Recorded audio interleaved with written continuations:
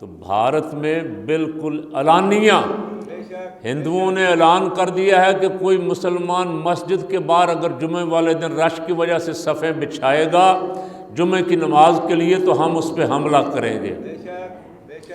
مسجدوں کے اندر گھس گھس کے بی جے پی گنڈے، آر ایس ایس کے گنڈے مسجدوں میں جا جا کے نمازیوں کو مار رہے ہیں، اور تقریباً ان کی تنظیموں نے اعلان کر دیا ہے کہ مسلمانوں کو بھارت سے نکال کے دم لیں گے، بلکہ یہاں تک میں تو رات سن رہا تھا کہیں یہاں تک اعلان کر دیا کہ مسلمانوں کو بھارت سے نکالنے کا ایک ہی طریقہ ہے کہ ان کو مارو، قتل کرو، ان کا خون بہاؤ۔ بھارت صرف ہندوؤں کا ہے، بھارت میں مسلمانوں کو رہنے نہیں دیں گے، علانیہ مار رہے ہیں مسلمانوں کو۔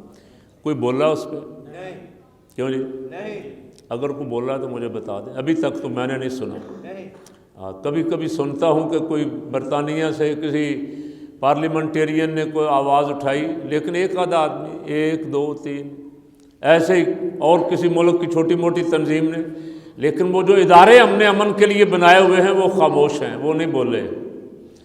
ہندو کہتے ہیں جی ہندوستان ہمارا ہے، میں نے کہا تمہیں غلط فہمی ہے۔ کیوں جی؟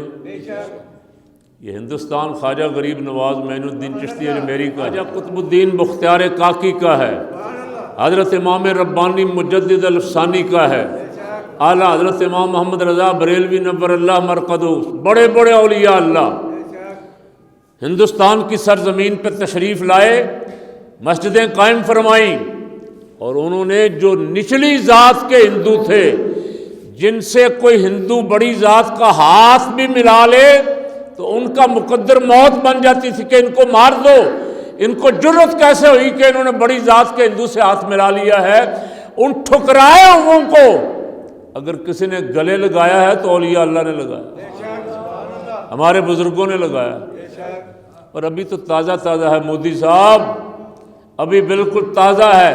یہ پچھلے سال کرونا کی وجہ سے تمہاری اور تمہارے پنڈتوں کی چیخیں نکل رہی تھی، تمہیں نہ اسپتالوں میں پناہ مل رہی تھی نہ مندروں میں، تمہیں اگر پناہ دی تو مسجدوں میں مسلمانوں نے پناہ دی۔ اب وہ کہتے ہیں جی مسلمانوں کو مارنا ہے، مسلمانوں کو یہاں سے نکالنا ہے، ہندوستان کو مسلمانوں سے پاک کرنا ہے۔ تو یہ کھلی جنگ ہے یا نہیں ہے؟ ان کی طرف سے اعلان جنگ ہے، ہماری طرف سے خاموشی ہے۔ ہماری طرف سے ایسی ہی خاموشی روہنگیا میں بھی تھی۔ روہنگیا میں مسلمانوں کا قتل عام ہوا بھیڑ بکریوں کی طرح، اسلامی حکومتیں خاموش،